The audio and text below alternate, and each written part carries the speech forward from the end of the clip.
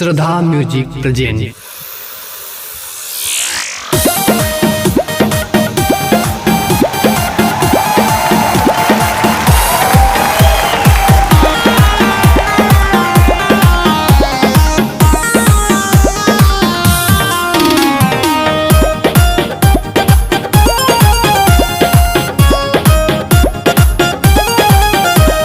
जयपुर से लहंगा सिलवाने चंडीगढ़ से चोली हो। ए बाबू का बुझला?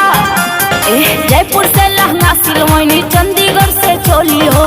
कौन मरदा यह जिला में जो एकरा के खोली हो। अच्छा भाई सुना साहगंज मड़िया से आई हिरणवन के टोली हो। तो हम का करी?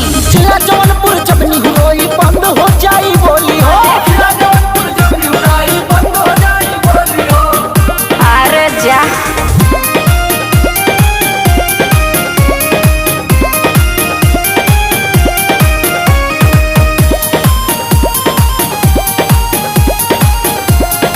Music by Rahul Jayakar.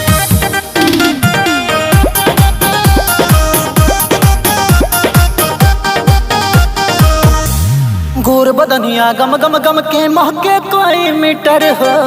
भर कवारे सूंघे दबा कवन ब्रांड के इतर हो। अरे बढ़िया ब्रांड के बा। चढ़ा के नाड़ा ना तहरा बांधे आवे बाबू हो। डूब जाइबा गहराई में का होता रवे काबू हो।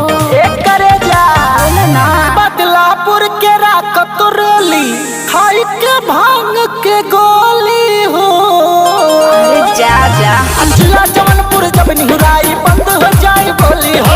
जिला जौनपुर जब निहुराई बंद हो जाए बोली हो। बंद हो जाए बोली हो।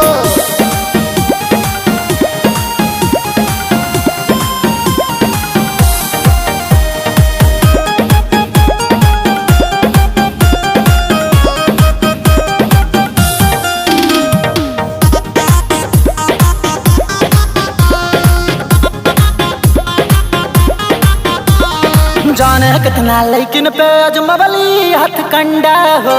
फेल न भइल नितिन लगनमा कैलस सबके ठंडा हो।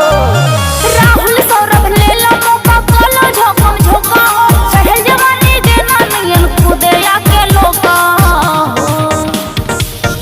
मुगरा बादशाहपुर मछली शहर भर देला सब कर झोली हो। अरे क्या कारण दंगा हो। जिला जौनपुर जब निहुरोई बंद हो जाई बोली हो।